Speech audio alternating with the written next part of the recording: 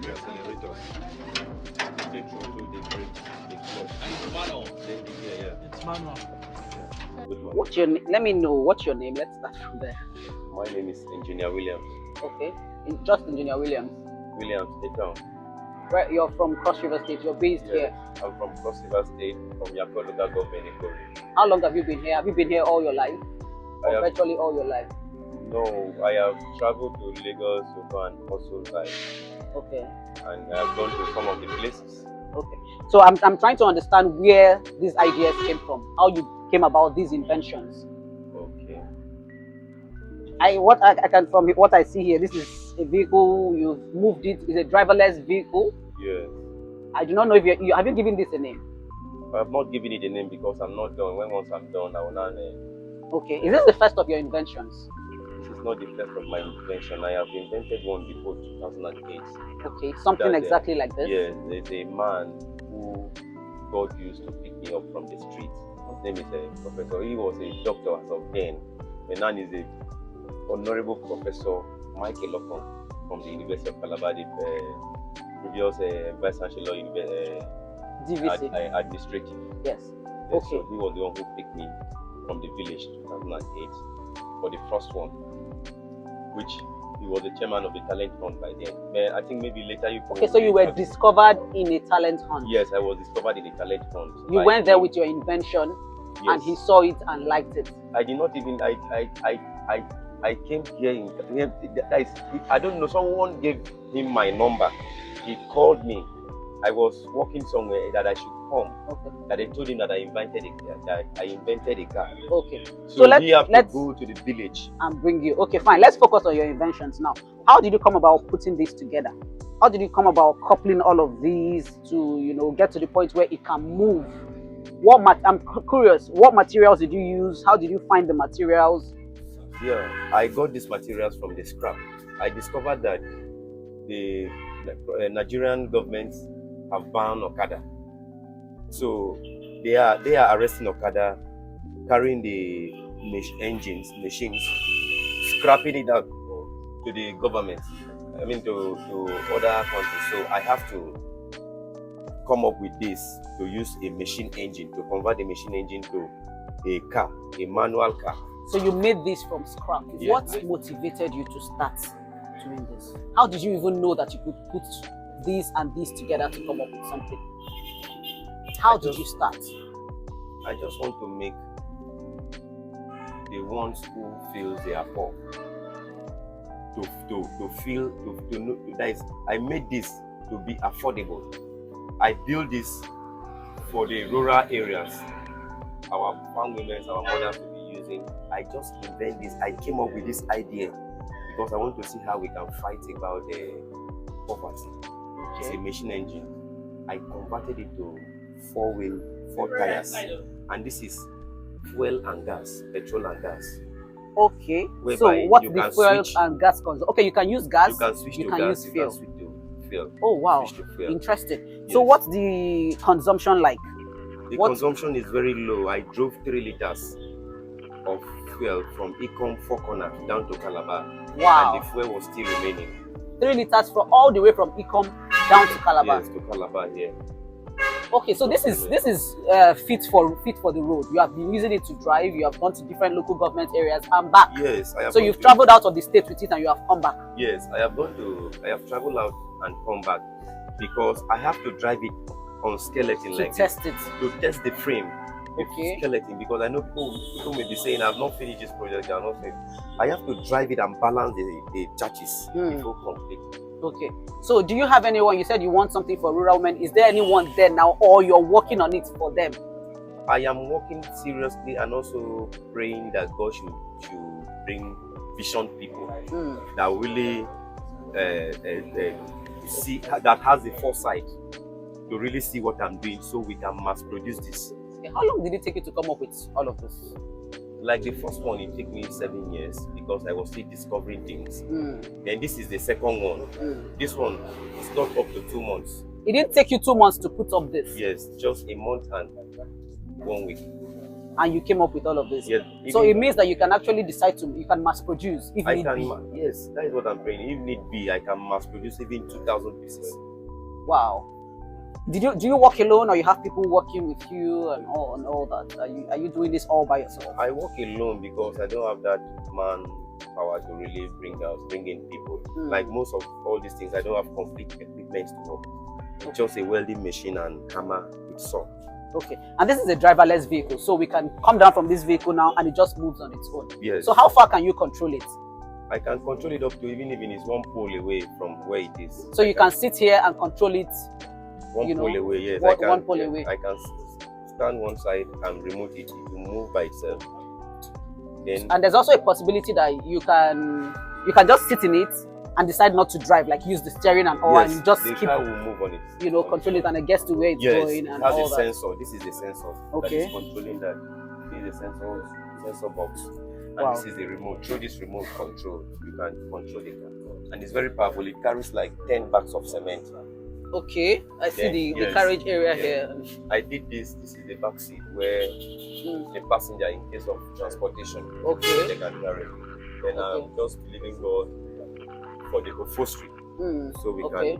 I want to fix the glasses, cover all the skeletal bits, and make it comfortable so they can start using it for transportation. Okay, what's the commercial value? Have you tried to put any commercial value to it if you want to sell this? Have you thought of that?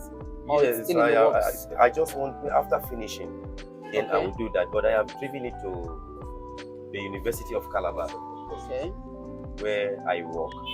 I drove it there. I carried people from the main gate to the library to the hostels.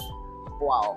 Just free of charge, like to test the movement, and the movement was okay and lovely. And so if we have this on the road, we can have cheaper transportation. Yes, you can have cheaper transportation. Like this one is well economic. It's more economical than minibus. That, of course, certainly. If you drove 3 liters all the way from Ikom to Calabar, then it's really you can drive 3 liters. Is great. You can drive 3 liters for this for the whole day. Wow. And you make the same money that minibus. Great invention you've got here. Well done, Engineer William. It was the government that sent it. This is a gas pipe.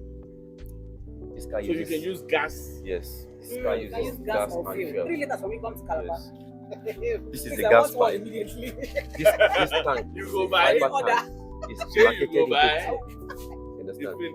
So one side is petrol, one side is gas. This is a gas pipe. Why this other side is a petrol? 909 000. This one is a petrol. 909. Yes. This petrol 709 is working on its own from this carburetor. And once this car starts, the fuel supply ceases. The car moves with only the evaporation, the order of the fuel alone. Then let me show you how the gas functions now.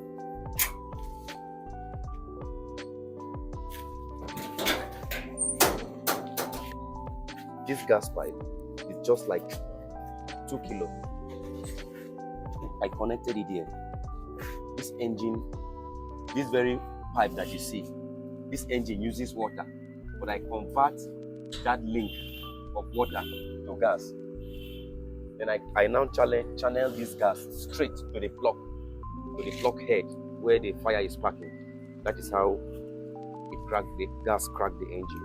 You can switch to gas and switch to fuel. Maybe you're going to somewhere now and your fuel finished, you can switch to gas.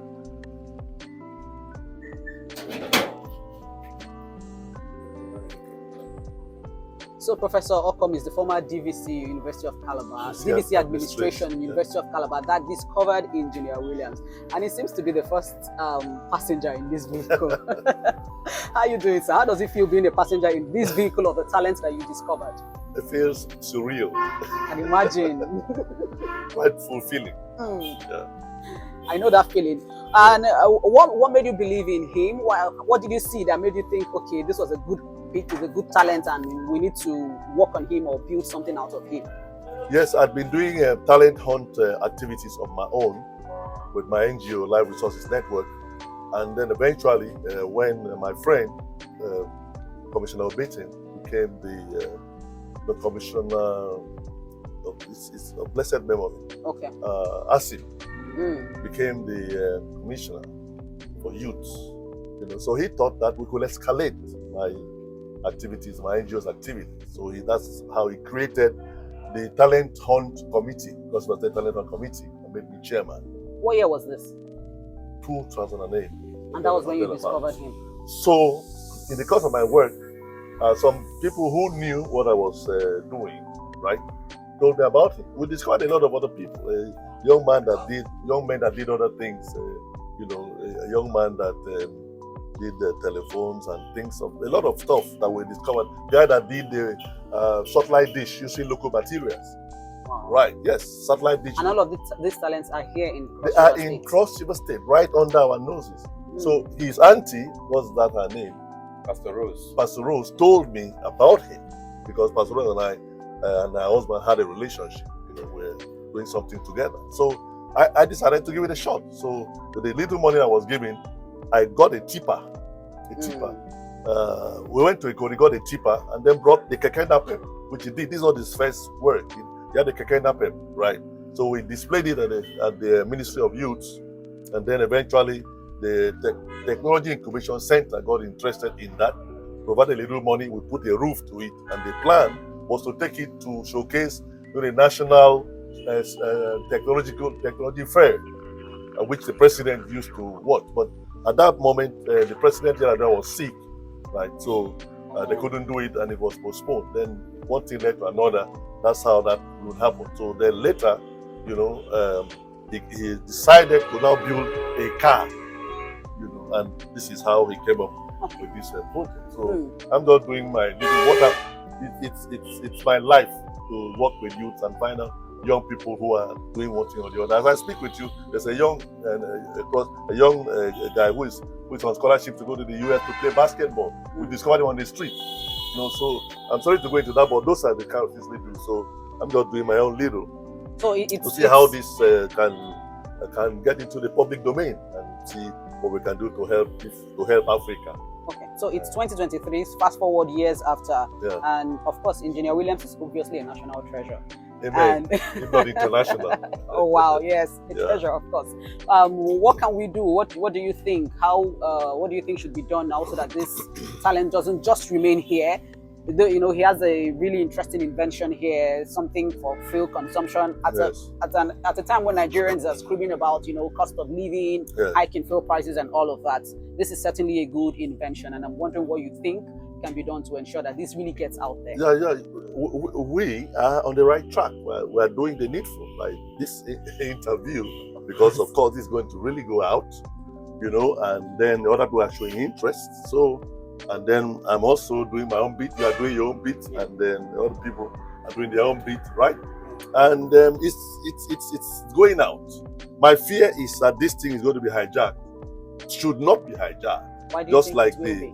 Well, because it's happened before. We have the young pounding machine, which was hijacked to Japan, and they're making millions of dollars, and we don't even know who the guy is that did it, which is not fair. You understand?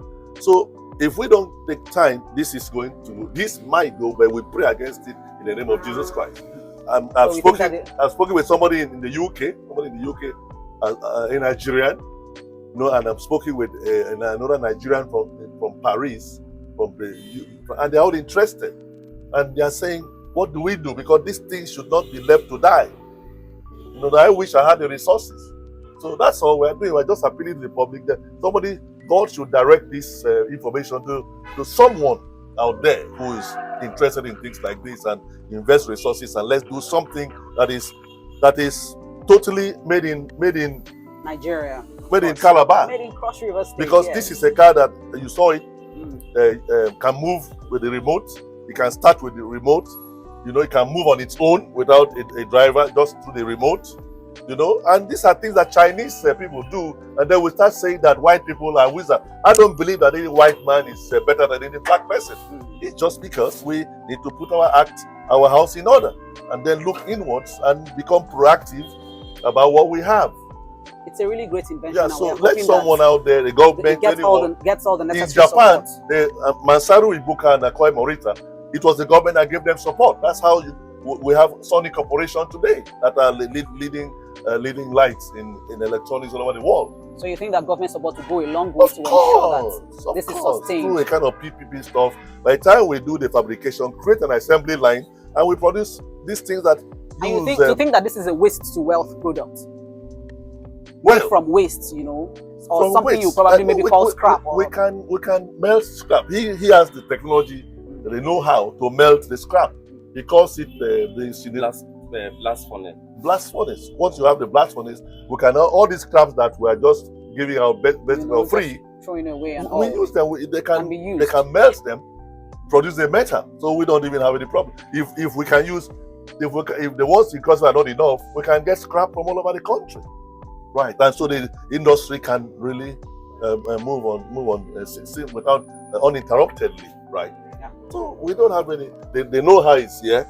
You know, so the technology, the prototype and I hope is you actually here. plan to train younger people as well, so that we don't just have everything in one man. You know, spread it across. That's Thank important. you very much. That's important. It has to also initiate its own program of mentorship and personal. But for you know, this has to get to a point, you know, where it has traction. You know, where it has traction and it's productive and it's yielding resources, so that, you know, we can also definitely from there. 3 liters from Ecom to Calabar is a big deal, and of course should be explored. Thank you very much, Professor. Was done right in Calabar. It didn't have to go to anywhere else to get everything here. You know, so I've always told the people, right, because I've been advocating for young people for many years now, for over almost 3 decades now, and I've said that we don't have any business with poverty if we can only look at the resources that we have. The youths are our greatest resource. And let me tell you something, right? When I was chairman of the community committee, when we had the National Youth Council here, what year was that? I saw in the minutes of the previous council that council hereby takes notice of the young man in Ahmadu University who designed a helicopter that flew up to the rooftop. I saw it with my eyes, and I was wondering, so if we have a young man who has done that, and the National Council of Youth Nigeria, meaning all commissioners of youth, all youth PEMSEX, minister, and we know this, so what are we doing? The guy that came up with the colored cereal, the first of its kind in the world, I introduced them to the Minister of Youth at that time. Then the guy that did the satellite dish using local materials, we displayed it in the Ministry of Youth, and we watched the opening of the 1988 Olympics via that boy's satellite dish, yes, along with dignitaries. This car, the Keke Napep, was displayed in the stadium with members of ESCO in attendance. So we're just doing our best, and at the time, you just begin to feel that you are just getting to a cul-de-sac unnecessarily. You know, so there's so many things our young people have done that I know that if we just look inward and see how to harness this resources and provide the necessary fertilization, that we don't have any business at all with poverty in this country. Thank you. The wealth of this country is in the young people, and there are so many of them everywhere.